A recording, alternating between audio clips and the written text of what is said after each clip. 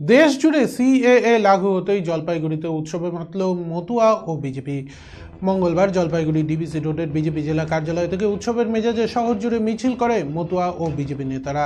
সাংসদ জয়ন্ত কুমার রায় ও বিজেপি জেলা সভাপতি বাপি গোস্বামী কাঁধে তুলে নেয় ঢোল, সঙ্গে মতুয়ার গেরুয়া আবিরে অকাল হোলিতে মাতেন তারা।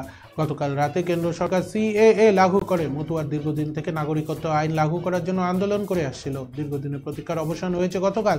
কেন্দ্রের সরকার সিএএ লাগু করায় রাজ্য জুড়ে মতুয়া ঢাক ঢোল কাঁসা শঙ্খ নিয়ে উৎসবে মেতেছে। এদিন জলপাইগুড়ি শহরে উৎসবে মাতেন মতুয়ারা। প্রধানমন্ত্রী নরেন্দ্র দামোদর দাস মোদী ও স্বরাষ্ট্রমন্ত্রী অমিত শাহকে ধন্যবাদ জানাতে এদিনের মিছিল করা হয়। সাংসদ জয়ন্ত কুমার রায় বলেন, পাকিস্তান, আফগানিস্তান ও বাংলাদেশ থেকে যে সকল নাগরিক এসেছেন অত্যাচারিত হয়ে তাদের নাগরিকত্ব দেবে কেন্দ্র সরকার। এই কারণে সিএএ লাগু করা হয়েছে। 2014 সালে 31শে ডিসেম্বর পর্যন্ত যারা এসেছেন সকলে নাগরিকত্ব পাবেন এবং সকল নাগরিকের মতো তারাও সুযোগ সুবিধা পাবেন।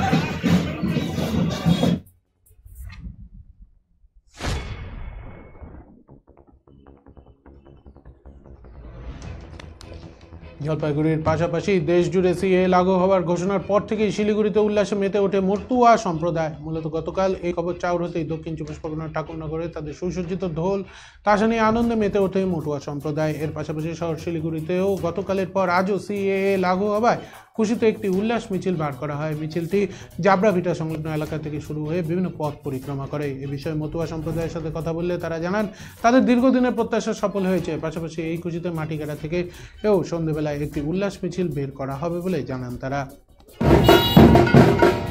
বিভিন্ন রাজপথে আমাদের ডাঙ্কা কাশি নিশান নিয়ে আমরা আমাদের জয়োল্লাসের বহিঃপ্রকাশ করছি, যার আজকে সকালে আমরা নটার সময় জাবরাভিটা অঞ্চলে একটা র্যালির মাধ্যমে আমরা এলাকা এলাকা প্রদর্শন করি এবং যাতে আমাদের সমাজের মানুষ যে দীর্ঘ 75 বছর যে অশান্তির মধ্যে ছিল এবং যে বঞ্চনার শিকার হয়েছিল তার মুক্তির পথও আমরা দেখতে পেয়েছি।